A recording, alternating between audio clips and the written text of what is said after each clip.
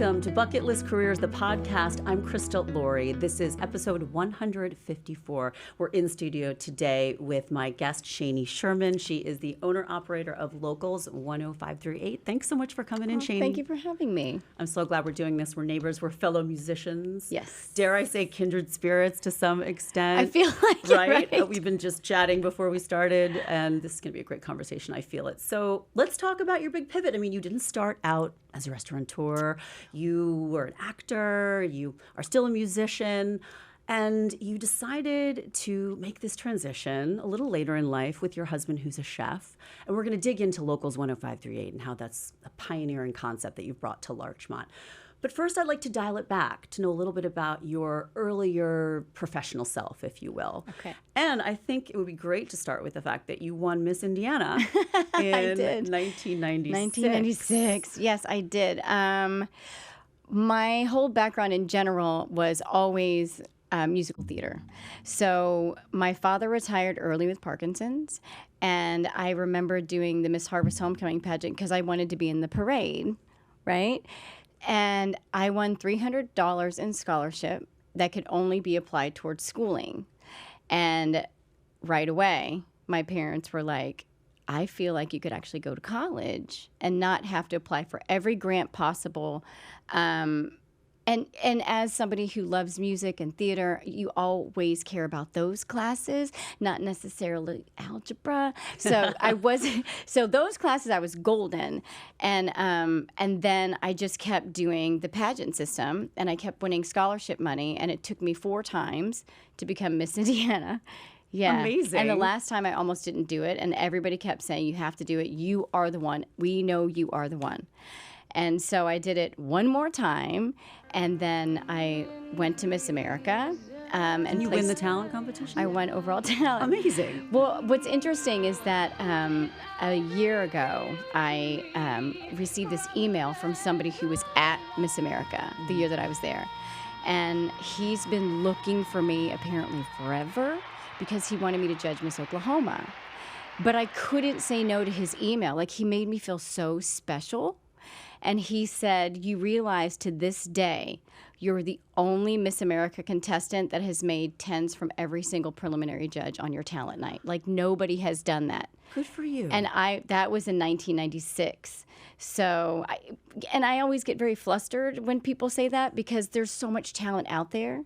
And I don't like to say that I'm the best at anything because you're always going to find somebody better. You take a bow. I know, right? It's very difficult, right? Absolutely. And then you went to be in a touring version of Jekyll and Hyde, which is the same song that you performed. Yes. And that was America that pageant. Was the craziest thing was the song that I originally sang at Miss Indiana to win Miss Indiana was the same song that Leanza Cornett won Miss America with 4 years before.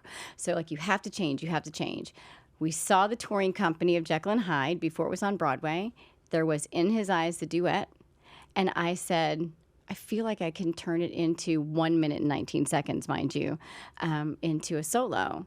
So I sang it in a white evening gown at Miss America and then sang it on tour in the full version in a white evening gown, or white nightgown, I should say, as the duet. So it was really kind of, I don't know, it was just weird how that happened. But yeah, I was on the road for 9 months. I love it. And you know, my son was actually in School of Rock, the musical on Broadway. Before he was given a role in the cast, he was offered the National Touring Company. What was that like? You know, I think you have to be an organized person. And at that time, I can't say that now, but at that time, I was very, very organized. So everyone knew where the next washing machines were going to be in what hotel. And I had my giant suitcase, but then I had the little suitcase. So it's all about organization. But I'm also very 1-2 duck. So I could have probably done the tour for a much longer amount of time where other people were ready to just move on. And I'm sitting here crying going, oh, I'm going to miss everybody. And they're just like, what? But I loved it.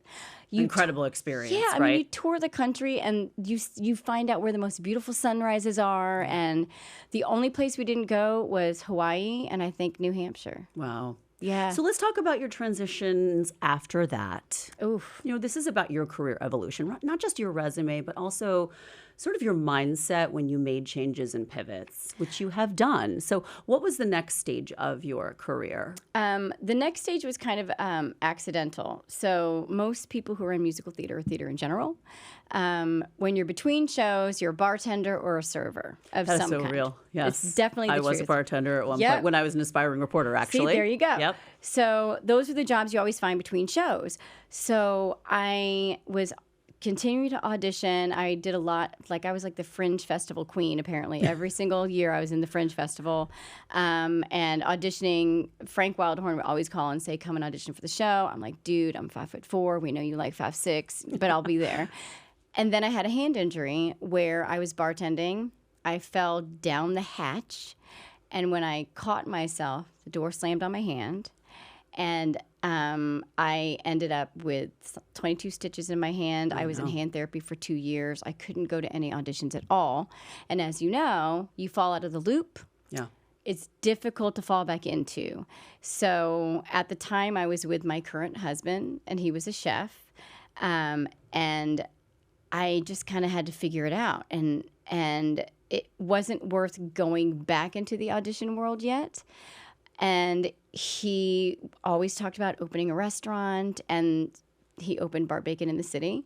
Right. I had just had my first son, and it was interesting because we lived on 49th and 9th. We moved when Colton was a year old, and 3 months later, the space 2 blocks up from where we lived in the city opened up, and it turned into Bar Bacon. So we could have walked to work before, where he was driving in and out. And so my job was basically ordering the paper for the tables, making sure that the employees were happy, because they would always call me if they had a problem. And as you know, COVID closed a lot of things down. Right. So you had a little taste then of working in that industry. I did. And then Peter always said, I'm never going to open anything in Larchmont, because he grew up in Larchmont. Right, right. However, the first time he brought me to Larchmont, he took me to a restaurant. I'm not going to say the name. And he said, we always come here. It's a staple. And he said, and that dish has been here ever since I was 16. And he's very seasonal. Indiana, we'll eat the same casserole every single day. Like, I'm just, give me the casserole, that's how we are. And I didn't understand the seasonal thing. And then I started to appreciate the seasonal thing. And we decided, all right, we're going to try to open in Larchmont, because obviously the city is very much changed. Sure. So that pivotal moment really was COVID for you. It was COVID, 100%. And when you think about trying to pay rent. I mean, rent in the city, that's $23,000 a month. We had 2 places. We had 80 employees, and all of a sudden we're told that we have to do like 20% capacity. And it wasn't possible. Like, you can't do that and pay everybody. It's just not possible. Right. So you're in lockdown. Yep. Was this seed starting to grow in terms of Larchmont? What can we do here that's different? What can we add to the community offerings? Tell me about that.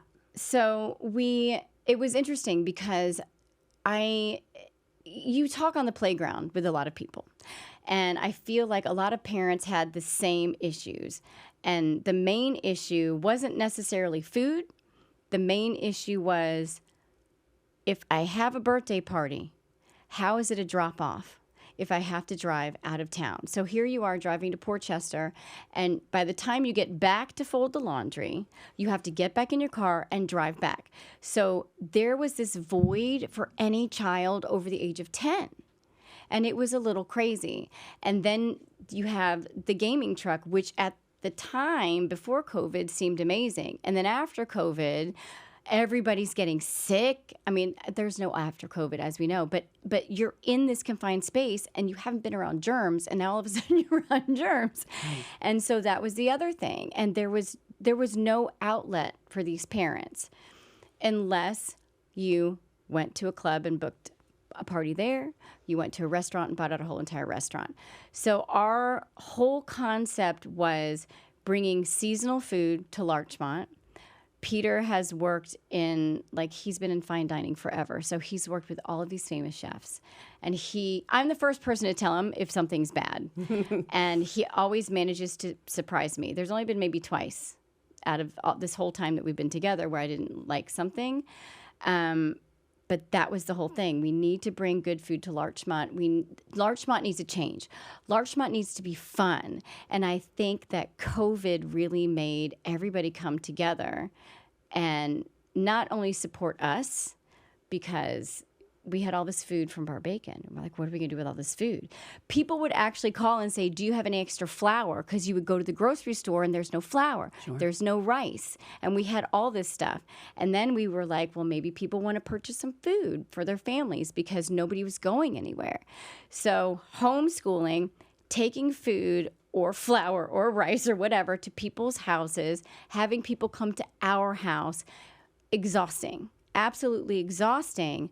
But the word kept getting out, and then everyone kept saying, you have to open in Larchmont. You have to. And you really have created something different with Locals 105.3. Yeah. I think it is pioneering in the sense that it's a restaurant cafe on one floor and then an event space on the second floor where you're having live music. Your bands play there. My band is booked there for late October. Yeah. Shameless plug.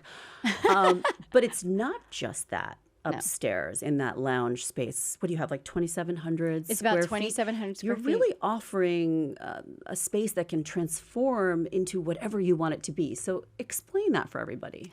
So what's interesting is the downstairs is so completely different than the upstairs event space.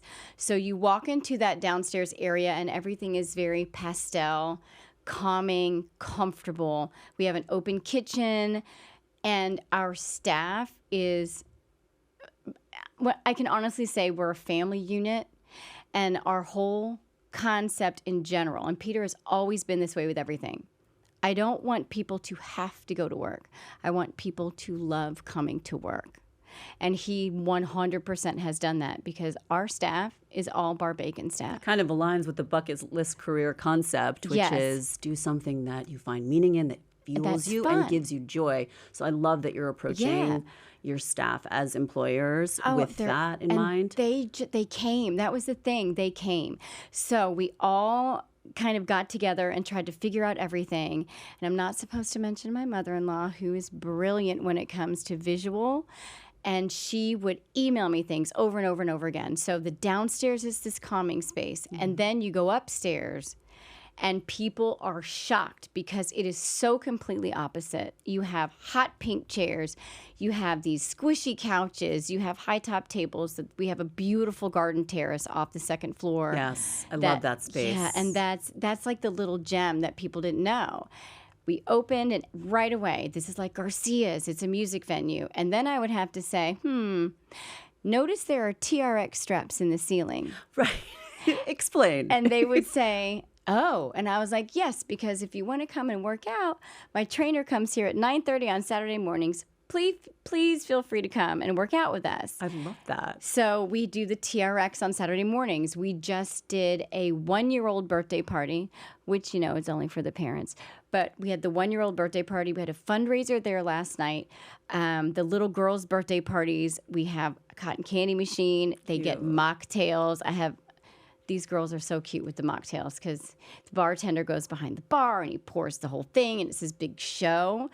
But it's something that the parents love. And honestly, we have not broadcasted to anyone. It has all been word of mouth. I was going to ask you about the marketing, and you told me earlier that you haven't really done much. It's really just gotten out through word of mouth. There is a strong musician community now in Larchmont, which I'm thrilled to be a part of. And that, I think, it started a lot of the momentum. It did. But now you're really starting to reach all these different areas, I'd say, in terms of your event offerings, your private parties, corporate. Yeah, we did a corporate beer pong party, which was hilarious. It runs the gamut. Oh, that's fun. You put the beer pong tables up. See, literally it is a space for everything. So, let's talk a little bit about the obstacles that you do face, because we love to inspire our listeners with these narratives, but we also want to be real about what it takes to make the pivot, what it takes to get through any roadblocks.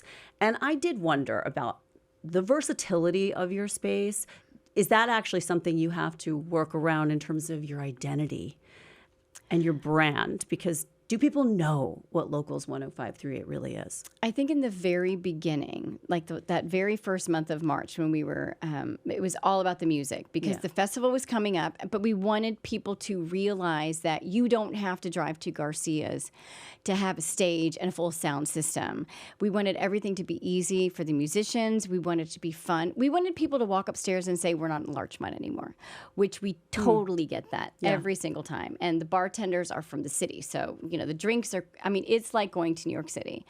But it was interesting because the amount of times people said, well, what exactly are you? They didn't realize that my husband comes from 4-star dining. Like, he's been in places where there are Michelin stars. He worked with Joel Robuchon very closely. Like, he's worked with all of these chefs. And so that first couple of weeks, people didn't realize that. So they were walking down the street to get food and then coming up, which to any like normal chef, they're like, kill me. He was just like, just kill me. But all of a sudden, somebody blasted the fact that we had food. And our dining room is packed every single time before a show. And that's how we like to market it, dinner before the show. Right. But you can also get dinner during the show as well because the kitchen remains open. And if you're drinking, obviously you want to have food so you don't fall down the stairs that you just walked up, which we're always afraid. We have a beautiful bouncer downstairs. He's ready to catch you if you fall. So far, that has not happened. But that was the big thing. People didn't realize that we weren't just a music venue. Yeah. Then the word got out. And then we started, everybody recognized the food. We also cater. So now everyone's calling about catering. And the thing that's so great about the catering is everyone says, can I see your catering menu? We don't have a catering menu because we don't want anyone to have the same old that somebody else has had. Mm-hmm. So you get a menu that is specific to your palate. And it's really kind of great because people are just kind of like, well, I really kind of wanted chicken parm. And Peter's like, well, why don't we do... And then it's this crazy, huge success, but then another party comes in. I had this amazing tomato sandwich. And he goes, yes, but why don't we try? And he always manages to steer everyone into realizing that it's okay to ask for things that you like. You don't have to have what somebody else has. Yeah. Which is not, that usually you can't find that. Like, I love it. You just I think don't your find approach stuff like is that. unafraid, I would say. You have to be. Tell me about finding a space if you want to open a restaurant/event space with an identity like Locals. That must have been one of the hardest things to do. And you did find the perfect space. Which was, I thank God every day for that because it was very difficult. And you would think that not being in New York City, that it wouldn't be so difficult. And what we found is a lot of the landlords are not from Larchmont. And it's the same thing here in Mamaroneck. They're not from here, so they don't necessarily know the people, the clientele. They don't know the town. So the biggest thing that we found was there are landlords that own a lot of property. A lot of the landlords, the properties were left to them. So people who are already there dealt with the fathers or the mothers. And then they pass away and leave the building. And then all of a sudden, you have a strong arm type of landlord who really just wants it his way. I mean, we tried everything. We even offered to pay more rent on a space because we didn't want to have this back and forth with these incidentals that they kept talking about. Right. And they ripped up the lease. I mean, who rips up a lease when you're offering more money? Wow. And then you start talking to the different people who have rented a space and had to leave, and they all said the same thing. So now you have to figure, got to probably buy a space, just purchase something, but who's selling? And the one space we looked at, they were selling, we got outbid, which was a good thing. That's vintage for local listeners. Yes, Yeah. And they have a lot of work. Like, we thought we had a lot of work, but they have a lot of work before they can get their space up and running. We were so fortunate. We walked into the art gallery and we said, you know what, we really just want to buy. If we're going to put money into a place, we would rather buy.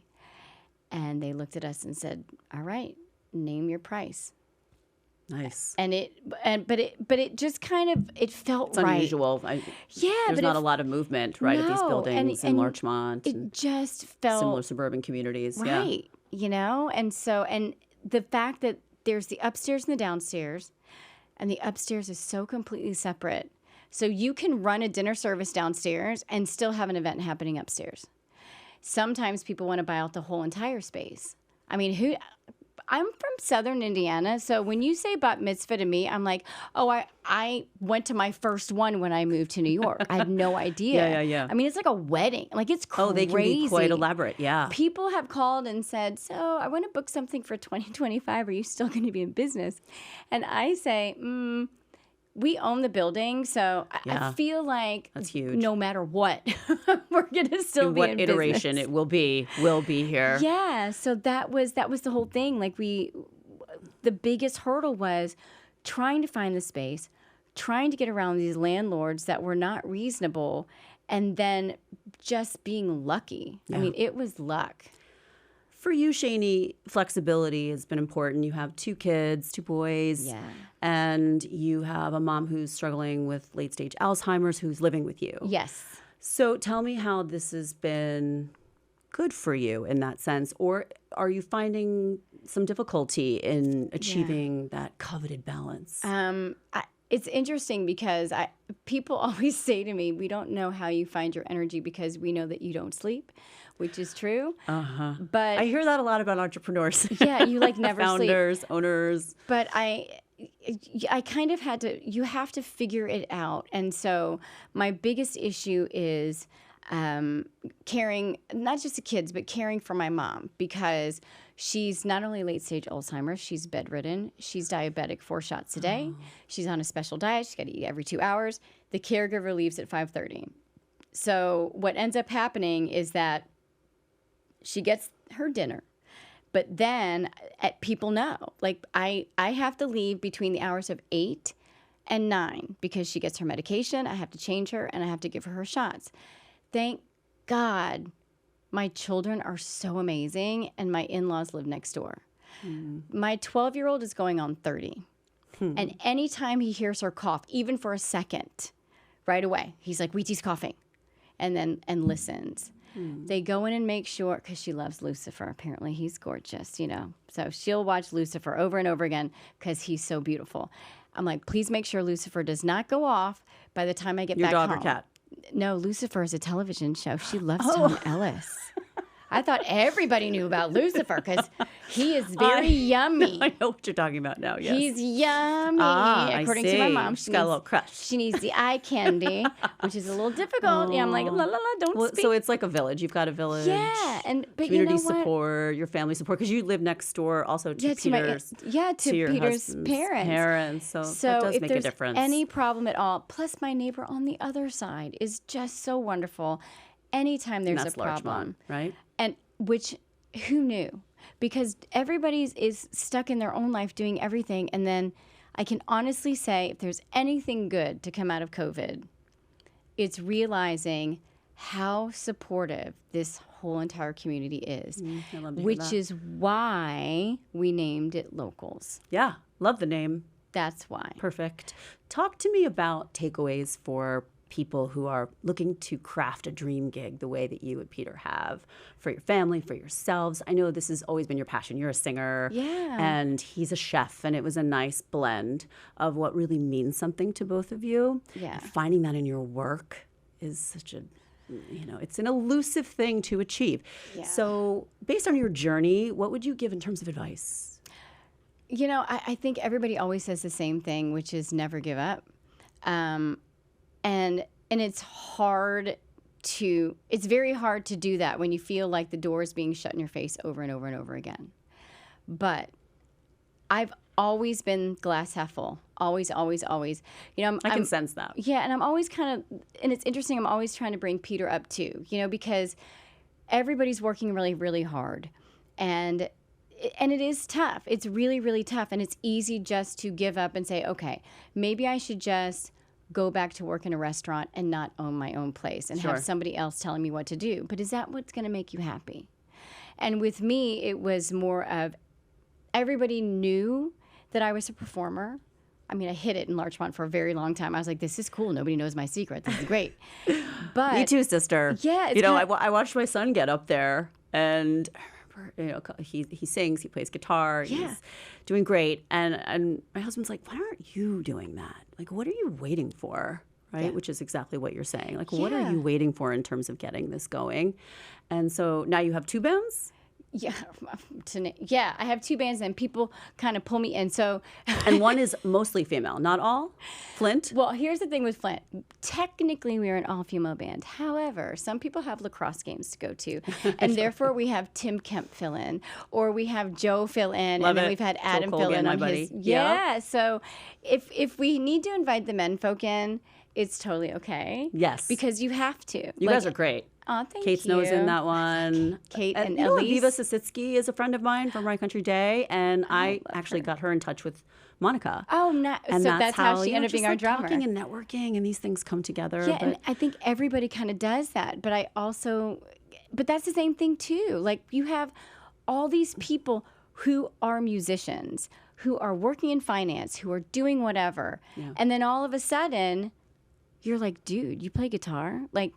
But to the point where you're like, okay, you like really play guitar, right?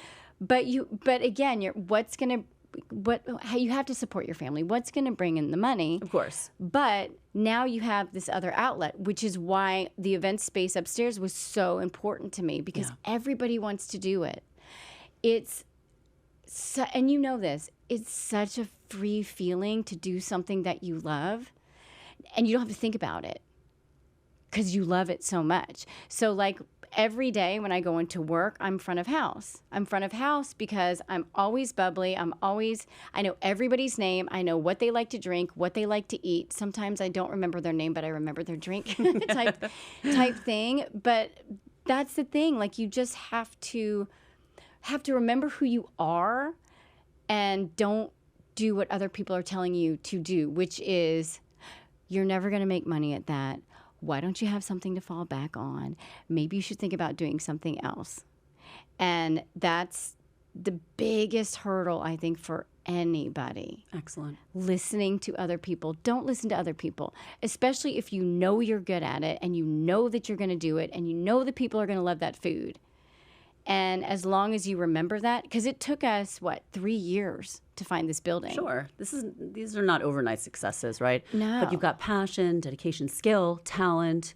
So I applaud you guys. All right, let's send everybody to locals1053.com. Is that okay? Yes. And then as far as social media, where are you most active? You know what, it's funny. I feel like there's that generation thing. So we have a college student running our Instagram, obviously, because all the college students, you have that generation, but then you still have the people who look at Facebook. So we are on Facebook. For the people who are like, why don't I see you on Facebook? I'm like, we are on Facebook, Locals1053. You're everywhere. And Instagram's the same thing. But I had to learn that, because everyone's like Insta. But then you still have the people who are different target audiences. Because some people don't know nothing about that. Who should run Snapchat? I don't know if you do any marketing on Snapchat. It's good. No, I like the faces. You look in the thing, you can change your face and look absolutely flawless. Like that, to me, that's Snapchat. Oh, you don't need to stop, Shanie. So stop.